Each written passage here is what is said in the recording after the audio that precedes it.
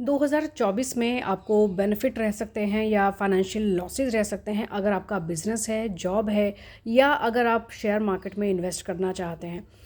इस 2024 में आपकी कुंडली के हिसाब से जो ग्रहों की चाल है, जो ग्रहों का जो प्रेडिक्शन है वो तो मायने रखेगा ही, लेकिन अगर आपको अपनी कुंडली के बारे में बहुत ज़्यादा चीज़ें नहीं पता तो जो आपकी चंद्र राशि है उसके हिसाब से आप इस चार्ट में एटलीस्ट ये जान सकेंगे कि इस साल में आपको इन्वेस्टमेंट में बेनिफिट रह सकता है या लॉस हो सकता है।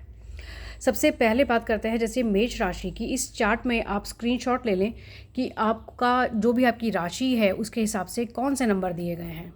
जैसे मीन राशि में 14 और 2 नंबर दिया गया है, कुंभ राशि में 8 और 5 नंबर है, मकर राशि में भी 8 और 5 नंबर है। इसी तरह से जो भी आपकी राशि है उसका आप स्क्रीनशॉट ले लें कि 2 नंबर कौन से हैं, यानी कि ये लाभ का है और ये हानि का है। ये 2 नंबर मेंशन है हर एक राशि के लिए। मेष में 2 और 14 जैसे दिया गया है, तो इसमें आप अपने दोनों नंबर को देखें, इन दोनों को प्लस कर दें, इसमें से 1 माइनस कर दें और 8 से आप इसको डिवाइड करें। जो भी आपका रिमाइंडर बचेगा ये आपको बताएगा कि आपको इस 2024 में बेनिफिट्स रह सकते हैं या लॉस हो सकता है। इसका कहने का मतलब ये हुआ कि बहुत बार हम ये चाहते हैं कि हम लॉटरी या शेयर मार्केट या कुछ ऐसी चीज़ों की जो सडन गेन देने वाली चीज़ें होती हैं, इसमें कुछ अपने लक को आजमाएं। तो मोटे तौर पर आपको ये पता चलेगा जो कि आपकी राशि होगी, यानी कि जो आपके बर्थ चार्ट में चंद्रमा के हिसाब से जो राशि बनती है उस हिसाब से इस चार्ट को देखिएगा। अगर आपकी राशि मेष है तो 2 और 14 नंबर, वृषभ राशि है तो 11 और 5 नंबर, मिथुन राशि है तो 2 और 5 नंबर। इसी हिसाब से सभी राशियों के नंबर मैंने यहाँ लिख दिए हैं। आप अपनी अपनी राशि के हिसाब से स्क्रीनशॉट लेकर उन नंबर्स को आप नोट कर सकते हैं।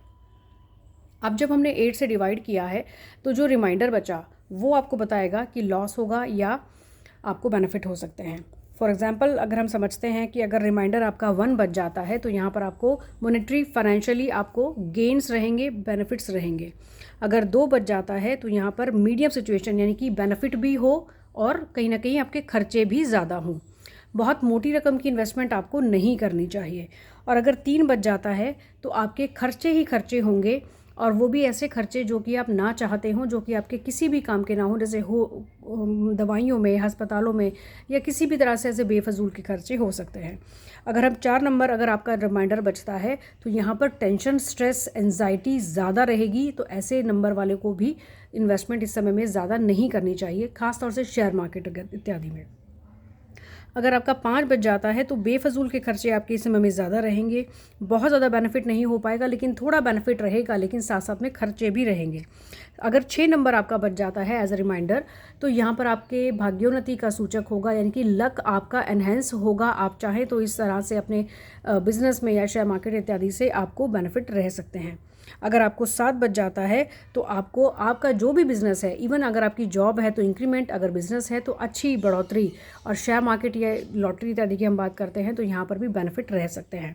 अगर 8 नंबर की बात करते हैं तो यहाँ पर बेनिफिट कम होंगे और हानि यानी कि लॉस होने के चांसेस आपके लिए ज़्यादा बनेंगे। तो ऐसे में 8 नंबर जो रिमाइंडर बचे उनको भी इन्वेस्टमेंट थोड़ा देखभाल कर ही करना होगा। साथ में आप अपनी कुंडली के एनालिसिस को भी एक बार ज़रूर साथ में देखें कि अगर ये 2024 में आपके ग्रहों की स्थिति कुछ ऐसी हो जो बेनिफिट देने वाली हो, लेकिन अगर आपको कुंडली के बारे में नहीं पता है तो आप इस चार्ट के हिसाब से अपनी चंद्र राशि के बेसिस पर अपनी इन्वेस्टमेंट्स को देख सकते हैं।